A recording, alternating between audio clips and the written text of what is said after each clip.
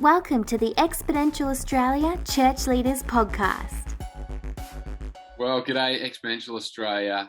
Thanks for joining us again today as we're engaging with lots of church leaders from right across our nation, particularly with a heart for multiplication and church planting. And today we are joined by David O'Connor, or Doc O'Connor, as he's affectionately known as. Doc, along with his wife Amity, lead a great church in Sydney's northwest called NewHope, which is a Baptist church. And they are currently also planting another church in an area called Box Hill, which is a growth corridor in the northwest of Sydney. And I'll let him tell us more about that. But Doc, thanks so much for being with us today.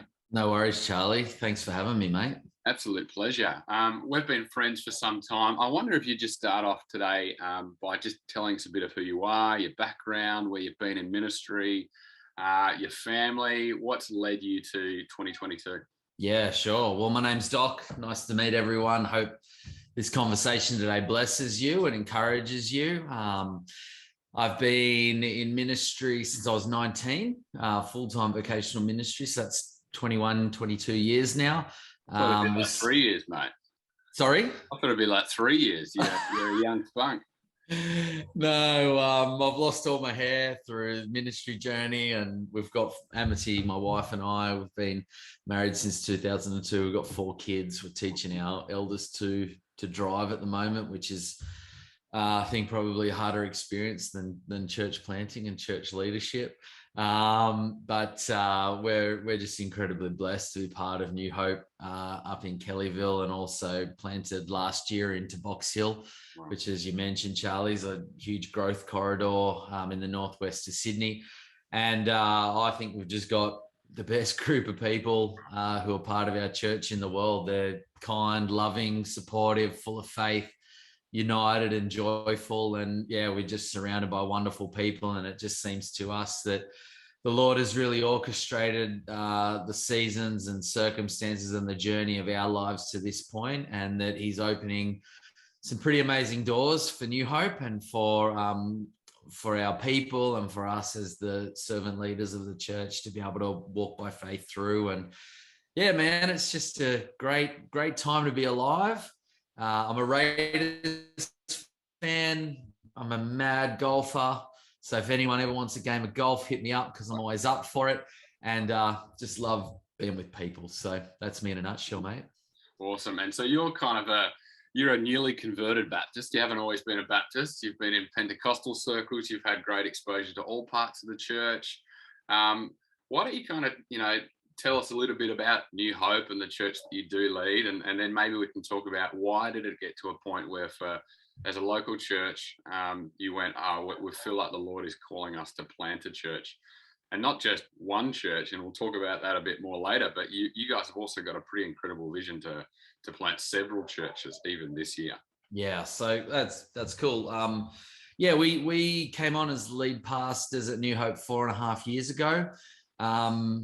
A good Sunday, I think we would have had about 45 people, including the kids. So once the kids went out to kids ministry, there was about maybe 20 people left in the hall to encourage around God's word and whatnot. And when we started, we just felt like the most important thing was to create an environment and a place where people genuinely love Jesus, where people open their lives to one another. Faith as community is a big value for us and for our church. And we sort of had this attitude and mindset and motto of one by one. So as people came to the church, we would really welcome them, we would really love them, and we would help them to connect to other people, and hopefully have created an environment where their kids and young people would be served really well and championed along in our faith. That's another one of our core values, seeing the next generations champion, but also a place where they could really fix their eyes on Jesus and sing about Him, hear about Him, tell others about Him. And so there's nothing particularly innovative or creative about New Hope. We try to keep things relatively simple and focused on the main things.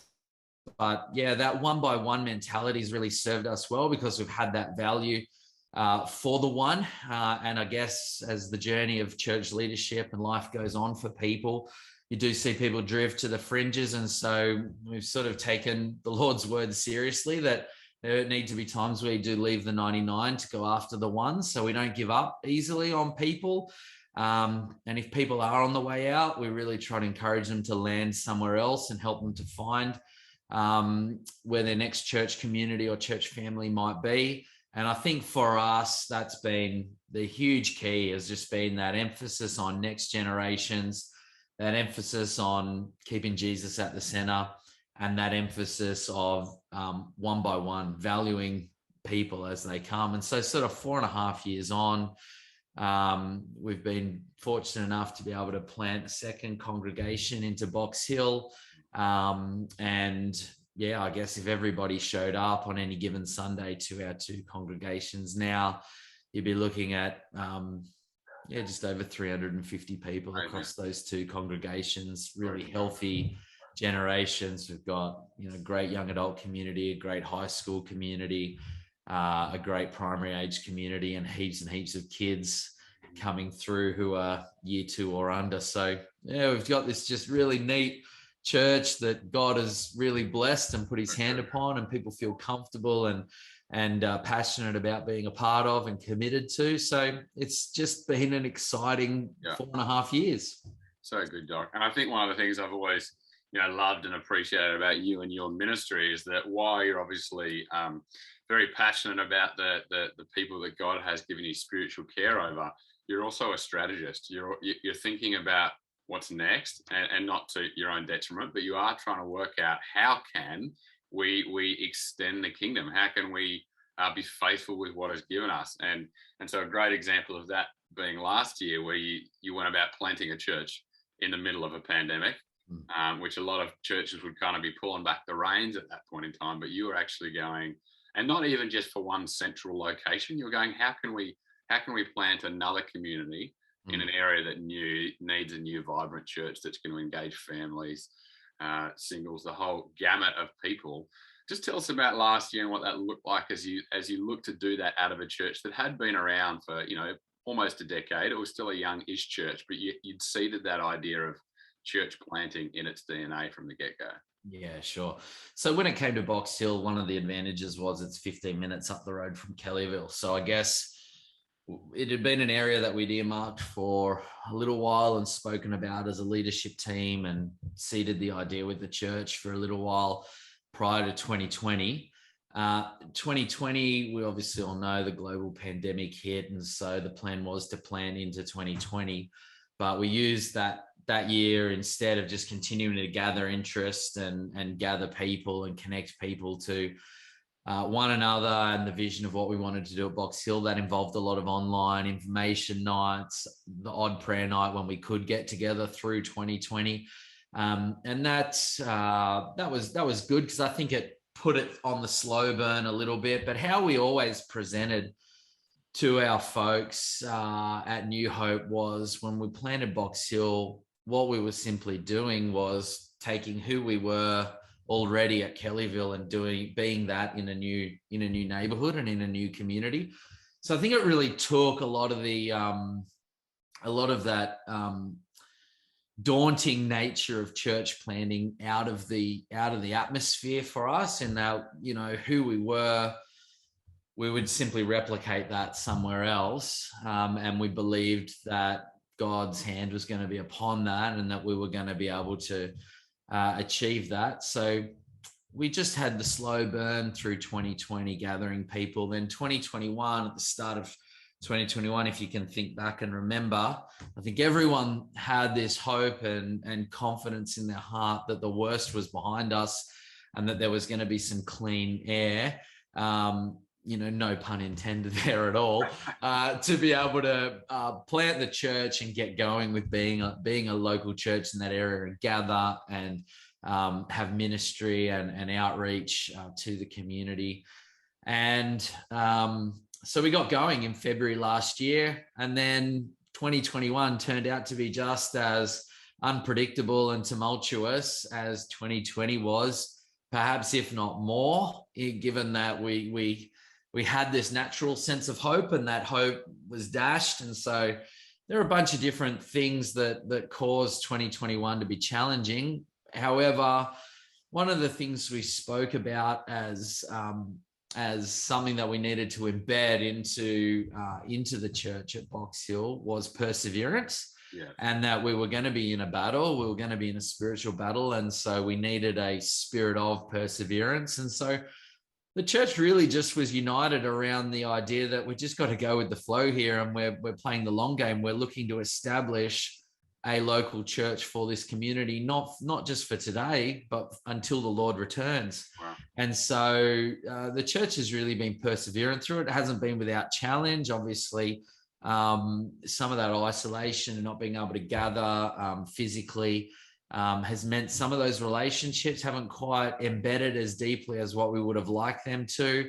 But we're committed to moving forward this year and meeting fortnightly on a Sunday, and we've created some structure within the community where there are clusters of 10 to a dozen households that we call tribes that care for one another, encourage one another, where those friendships can go a little bit deeper. And we're doing a bit of leadership training and support for those tribal leaders. So the structure is in place there, and the people's hearts are still willing and joyful. And God's been really, really gracious, because we've been able to go one by one and continue to add one by one as we've gone through 2021 and into early 2022. And I think having a great youth ministry where our young people and young adults from Box Hill and Kellyville can come and meet, that's been a really key thing, because our grace zone is families and reaching families. Right. And particularly reaching families who have disengaged with their faith, or adults who have grown up in the faith but walked away from their faith, and now as parents and as married people are recognizing the need to put Jesus in the center of their lives.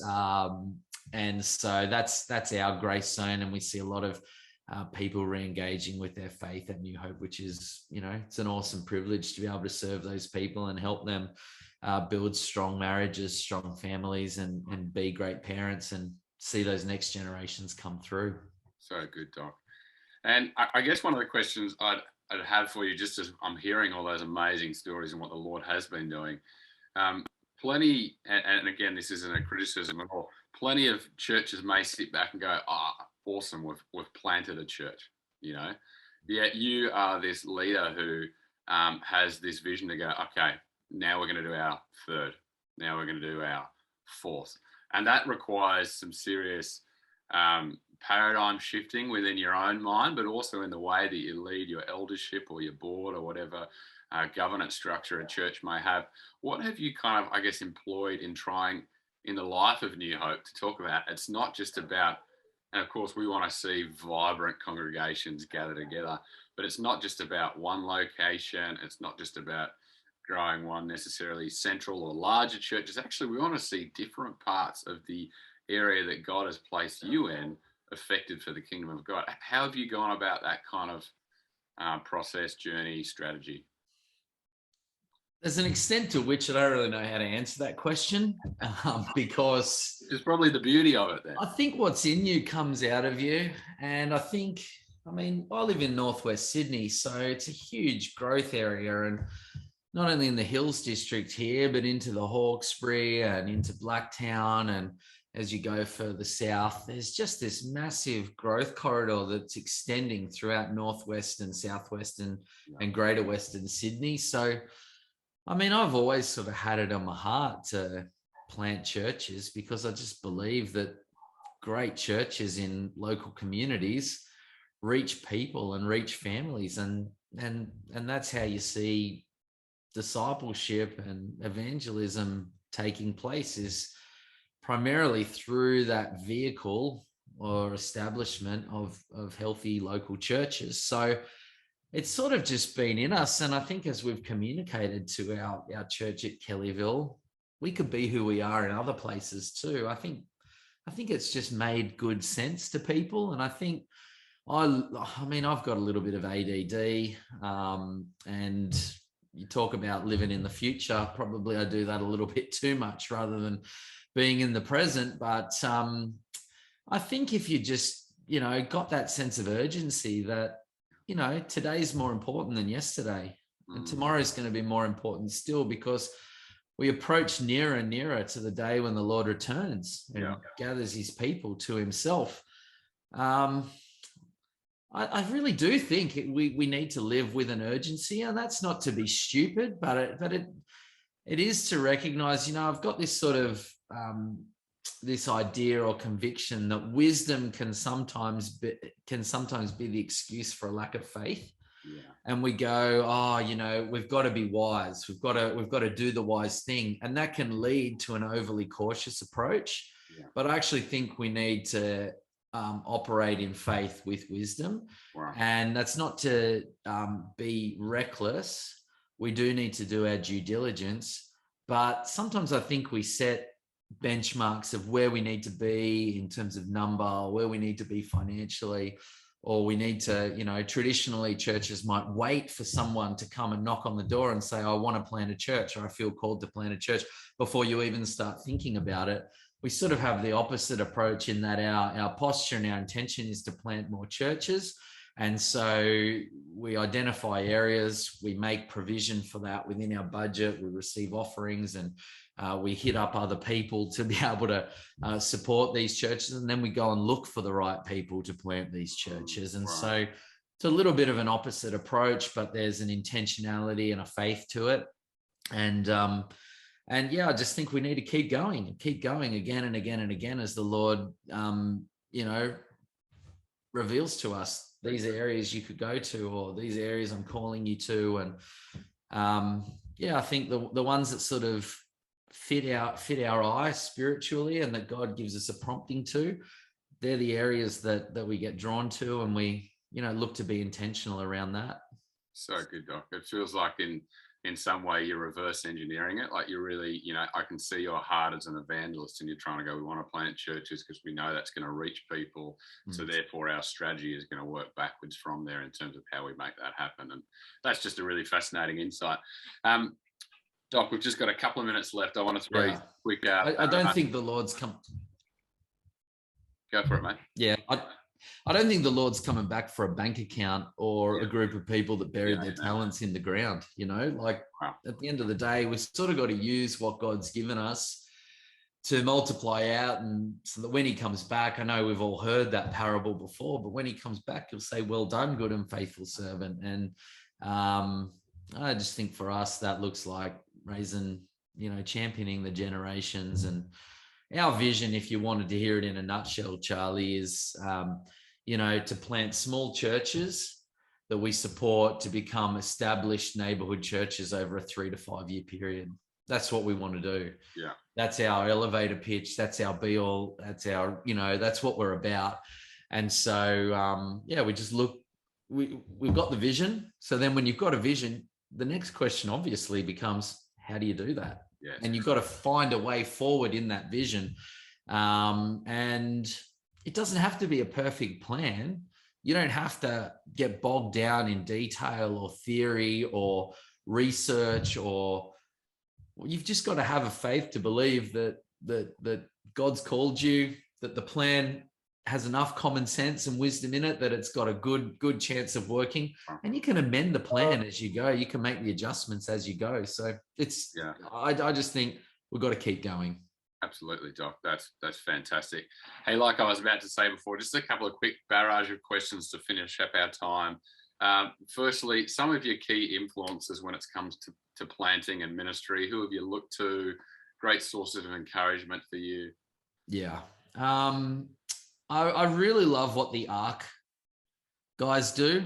I really love their intentionality and investment into church planting. So their model, their process, while we don't use it in its entirety, has helped to, I guess, it's spoken to our approach. And I've been fortunate. One of my good friends is Paul Andrew, who went to New York to plant Liberty Church and has planted other communities, not only in New York, but also around the world. And so I've just had a good friend who's planted a great church, and been able to draw a bit of inspiration from him as well. I'd say they'd be the main influences. Right, mate. It's not just the manuals or the textbooks, it's the people as well. I don't really have any manuals or textbooks, Charlie. Greatest joys and greatest challenges in planting. I know that's a big question, but the greatest joys are easy. It's the people. It's meeting new people. It's seeing a person who's moved into an area, who have no connections, who perhaps have a faith or a little faith or disengage with their faith, finding out or coming into contact with another person or the church and re-engaging. That's the greatest joy. It's just seeing people and families and households won back into the kingdom. So that's a really, really easy question. And I guess the idea that, hey, we're establishing church communities that are going to be there until the Lord returns. There's an element of satisfaction that comes with that as well. The greatest challenges, man, I think it's leadership. I think it's finding leaders. I think it's raising up leaders. And to steal that title of that book, it's the leadership pipeline of church planting and church leadership, and people who have those broad shoulders to be able to carry the weight of leading a church and pastoring a church. So I think that's the biggest challenge that we have. Is it's not a lack of resources. It's finding the leaders and the right people. Yeah, it's great, Doc. And I guess what would be our last question, but it's a bit of a twofold question. Firstly, what is one thing that you would say to the potential church planter? Like, what is the thing that, sits as a great retrospective learning that you've had in being part of planting that you would say to a church planter? Yeah. And I guess second to that, what would you say to the Aussie church? To the church that is maybe kind of sitting there going, I wonder if we could plant, I wonder if that's in us as a church, by way of encouragement to them in this season. Sure. What would I say to the person thinking about church planting or whatever? I'd say work your faith muscle. I'd say build your faith muscle. That's the most important quality and commodity that you are going to need in your life is faith. And so I would say the only way to build the faith muscle is be in the faith gym, which is exercising your faith regularly. So I would say you have to be a radical giver. You have to be somebody that really digs deep in their own relationship with God. You've got to cultivate a boldness and a courage when it comes to the way you live out your own faith. And good ideas don't, for me anyway, create great churches. Yes. It's people that know how to reach and connect with other people and help them to form the connections and be encouraged in faith.